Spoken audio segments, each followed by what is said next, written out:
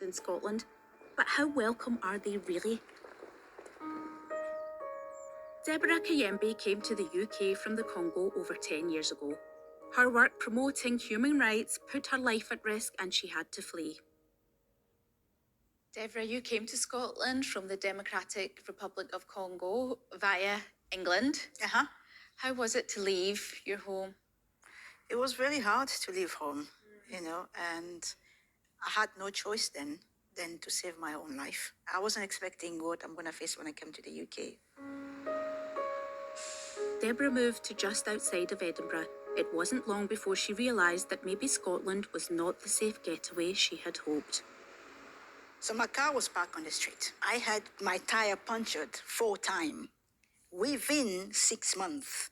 It was a sign, but I didn't understand that people in that local area did not want me around. It was in that address that people came to my door and knocking and telling me to go home. Then I decided to move from that place. I moved at this time to a bungalow with enclosed garden in the front and the back, so my car can be inside the driveway and nobody can get in. That didn't stop them.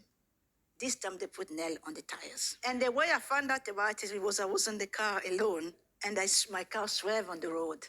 And when I went off the car, I looked, what? Since, you have people walking to and taking their personal hygiene stuff, throwing into your garden.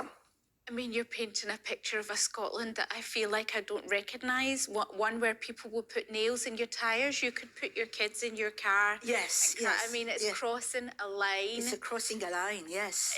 That is a line between life and death. If I'm just quiet on this, next time they'll manage to kill me. I have to speak out about this. You've just came from the Congo where there's genocide and people are being murdered to come to the sanctuary of a country like Scotland. Yeah. And there's people almost trying to kill you. Yeah. Deborah became involved in supporting other refugees, working with the Scottish Refugee Council and Royal Society of Edinburgh. In 2021, she was appointed as the Rector of Edinburgh University, a full-time role where she focuses on representing students and their needs at the most senior level. But becoming more visible has increased her problems. More I go further up into the society, more the racism gets worse. Being targeted personally throughout my car was when I had my portrait erected at the Royal Society of Edinburgh. After the portrait, many people were not happy. The portrait made me the first African woman or person of color to have a portrait erected at the Royal Society of Edinburgh.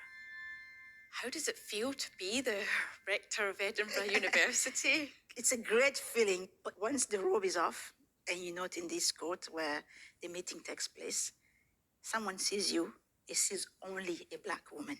And it's always diminishing. It's always degrading.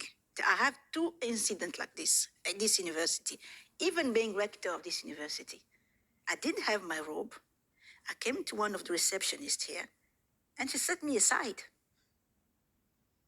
She set me aside because the students were coming.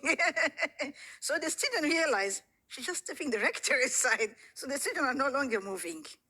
When that happened, boom, this must stop right now. Sadly, being prejudged simply because of the colour of your skin, like Deborah was, is still a regular problem for people like us. What is going on in someone's mind? Yeah. Where does that mindset come from to judge you? To judge you just because you are a black woman.